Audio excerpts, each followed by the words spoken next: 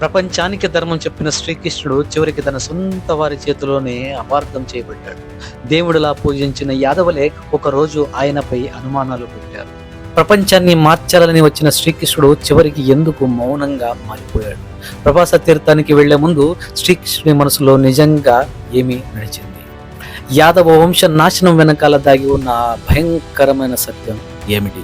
Friends, శ్రీకృష్ణుడి జీవితంలో అత్యంత విషాదకరమైన మరియు రహస్యాలతో నిండిన చివరి అధ్యాయం ఇది.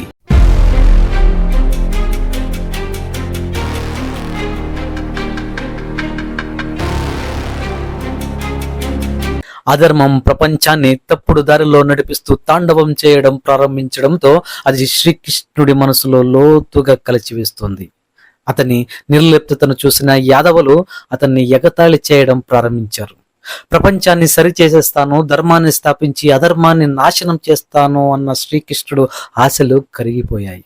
ఇప్పుడు కృష్ణుడు కూడా నా వల్ల ఏమీ సాధ్యం కాదు అన్నట్లుగా ప్రపంచాన్ని దాని దారిలో వదిలేసి నిశ్శబ్దంగా కూర్చున్నాడని మాట్లాడుకోవడం మొదలుపెట్టారు. ఇంకా కొంతమంది కృష్ణుడిలో మానసిక వృద్ధాప్యం మొదలైంది అన్నారు. మరికొందరు అతన్ని వానప్రస్థానికి సిద్ధమవుతున్నాడు అని వెనుక మాటలు మాట్లాడుకుంటున్నారు. కానీ ఇవన్నీ కృష్ణుడికి కొత్త కాదు. మనిషి మనసు అతనిలా అర్థం చేసుకున్న వారు ఇంకెవరున్నారు? కృష్ణుడు గొప్ప మానవ స్వభావ శాస్త్రజ్ఞుడు. అనుభవాల ద్వారా, ఇతర అనుభవాల ద్వారా ఎన్నో విషయాలు నేర్చుకున్నవాడు. ఇంత తెలిసిన శ్రీకృష్ణుడికి మానవ ఆలోచనలు తెలియదా? కంసుడిని చంపినప్పుడు అతన్ని తలపై ఎత్తుకున్న అదే యాదవులు కొద్ది రోజులకే కృష్ణుడిని బలి ఇవ్వాలని సిద్ధమయ్యారు. అది కృష్ణుడు ఎప్పటికీ మర్చిపోలేని విషయం.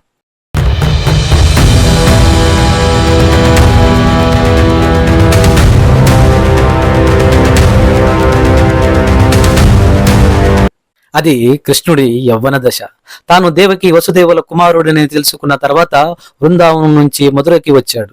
అక్కడ కంసుడిని సంహరించి తన తల్లిదండ్రులను మరియు వృద్ధుడైన ఉగ్రసేన మహారాజుని కారాగారం నుంచి విడుదల చేసి ఉగ్రసేనుడికి మళ్లీ సింహాసనపై కూర్చోబెట్టి మధురలోనే ఉండిపోయాడు. అదే సమయంలో జరాసంధుడు భారీ సైన్యంతో మధురపై దాడి చేశాడు. అతను కంసుని మామ. అనేక రాజ్యాలను జయించి అనేక రాజులను బంధించి తన ఆధీనంలో పెట్టుకున్న సామ్రాజ్యవాది. యాదవులను కూడా భయపెట్టేవాడు. అతని భయంతో అనేక యాదవులు తూర్పు ప్రాంతాలను వదిలేసి పడమర వైపు వలస వెళ్లిపోయారు. ఇలాంటి జరాసంధుడి మాట విని కంసుడు తన తండ్రిని కారాగృహంలో పెట్టి సింహాసనాన్ని అధిష్ఠించాడు. ఇప్పుడు కృష్ణుడు కంసుడిని కూడా చంపేశాడు. తన కుమార్తెల సింధూరాన్ని తుడిచిన కృష్ణుడిని జరాసంధుడు ఎలా వదిలేస్తాడు? అందుకే భారీ సైన్యంతో మధురను ముట్టడించాడు. ఈ వార్త తెలిసిన వెంటనే మధుర నగరం వణికిపోయింది. అప్పుడు యాదవులు ఇలా ఆలోచించసాగారు. ఒక కుటుంబాన్ని కాపాడడానికి ఒక మనిషిని బలి ఇవ్వడం తప్పు కాదు. ఒక ఊరిని కాపాడడానికి ఒక కుటుంబాన్ని బలి ఇవ్వడం తప్పు కాదు. ఒక దేశాన్ని కాపాడడానికి ఒక ఊరిని బలి ఇవ్వడం తప్పు కాదు. ఇప్పుడు మధురాన్ని కాపాడాలంటే కృష్ణుడు బలరాముల్ని జరాసంధుడికి అప్పగించాలి అని ఆలోచించారు. కంసుడి హింసల నుంచి రక్షించమని ఎదురు చూసిన ప్రజలే కృష్ణుడు కంసుడిని చంపిన వెంటనే అతన్ని దేవుడిలా చూశారు. కానీ ఇప్పుడు పరిస్థితి మారింది. ఈ లోకంలో గౌరవం శక్తికి మాత్రమే. నువ్వు ఎంత బలవంతుడైతే అంత జనం నిన్ను గౌరవిస్తారు. నిన్ను మించిన బలవంతుడు వస్తే వాళ్ళు అతన్ని గౌరవిస్తారు. ఈ నిజాన్ని ప్రజలు ఎంతో త్వరగా కృష్ణుడికి అర్థమయ్యేలా చేశారు. ఫ్రెండ్స్, ఈ జనాల ఆలోచనలే అంతా. మనల్ని కాపాడే వీరుడు ధీరుడు రావాలి, వాడు పక్కింట్లో పుట్టాలి అని కోరుకునే జనం. ఎవరు ఏమైపోతే మనకేంటి, మనం మాత్రం పిల్లలతో సుఖంగా ఉండాలి అని ఆలోచించే జనం. బలరామకృష్ణుల్ని ఏకాకులు చేసి ఎవ్వరు సపోర్ట్ ఇవ్వలేదు, ఒక్క అక్రుడు తప్ప. అయినా సరే కృష్ణుడు బలరాముడు జరాసంధుడిని ఎదుర్కొన్నారు.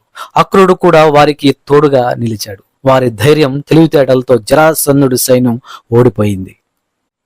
అప్పటి నుంచి ప్రతి అడుగులోనూ కూడా కృష్ణుడు నేను చేసే ప్రతిదీ యాదవుల కోసమే అని ప్రతిసారి నిరూపించుకోవాల్సి వచ్చింది. శ్రీకృష్ణుడి యుక్తి శక్తుల వల్ల యాదవులు ఆ కాలంలో అత్యంత శక్తివంతులు, సంపన్నులు అయ్యారు. అయినా కూడా అతనికి ఇప్పుడు నిరాశ పట్టిందని, లోకోద్ధరణపై అతనికి నమ్మకం పోయిందని మాట్లాడుకుంటున్నారు. ఇవన్నీ విని లోపల నవ్వుకుంటూ ఉన్నాడు శ్రీకృష్ణుడు.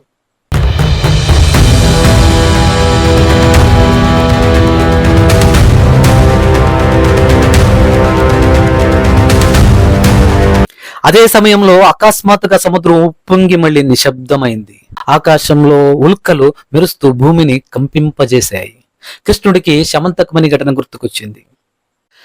సత్రజితుడు సూర్యదేవుని నుంచి పొందిన శమంతకమణిని రాజ్య ఖజానికి ఇవ్వమని శ్రీకృష్ణుడు కోరాడు. కానీ సత్రజితుడు దాన్ని నిరాకరించాడు. తర్వాత అతని సోదరుడు వ్రసేనుడు వేటకు వెళ్లి అడవిలో చనిపోయాడు. అతని మెడలో ఉన్న మణి కనిపించలేదు. వెంటనే యాదవులకు కృష్ణుడిపై అనుమానం వచ్చింది. కంసుడు, జరాసంధుడు, కాలయమునుడు వంటి శత్రువుల నుంచి యాదవులను రక్షించిన శ్రీకృష్ణుడినే దొంగ అని పిలిచారు. ఆ ఆరోపణలు తప్పు అని నిరూపించుకోవడానికి కృష్ణుడు ఎంతో కష్టపడ్డాడు. జాంబవంతుడితో యుద్ధం చేసి మణిని తిరిగి తీసుకొచ్చాడు. జాంబవతిని కూడా తీసుకొచ్చాడు. అయినా అతన్ని అనుభవించిన అవమానం చెరిగిపోలేదు.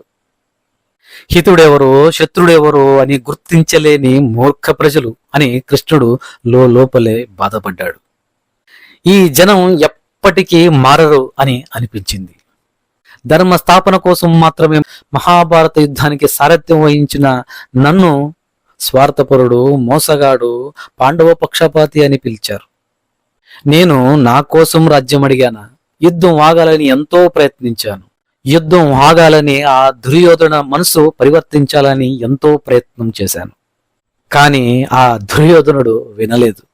ఆ మహాభారత యుద్ధం నుంచి నేను కూడా ఎంతో పోగొట్టుకున్నాను. అభిమన్యుణ్ణి కోల్పోయాను. తర్వాత పరీక్షితుడికి ప్రాణం పోయినప్పుడు నా తపోశక్తితో అతన్ని తిరిగి బ్రతికించాల్సి వచ్చింది. అయినా ప్రజలు నన్ను తప్పుగా అర్థం చేసుకుంటూనే ఉన్నారు అని లోపలే బాధపడ్డాడు. కృష్ణుడు కోపపడలేదు. అజ్ఞానులు అని భావించి నిశ్శబ్దంగా ఉండిపోయాడు. అప్పుడే ఒక్కసారిగా అతని ఎడమ కన్ను అదిరింది. గదిలో వెలుగుతున్న దీపం హఠాత్తుగా ఆరిపోయింది.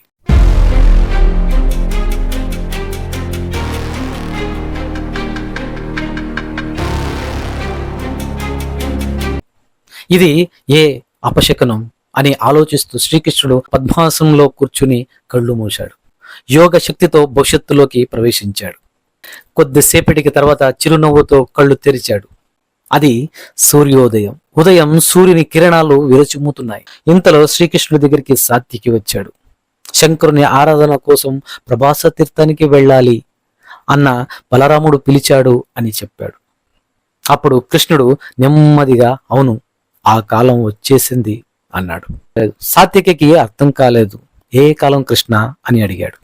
కృష్ణుడు చిరునవ్వుతో మాధవ, అదే ప్రభాస తీర్థం కాలం అని అన్నాడు.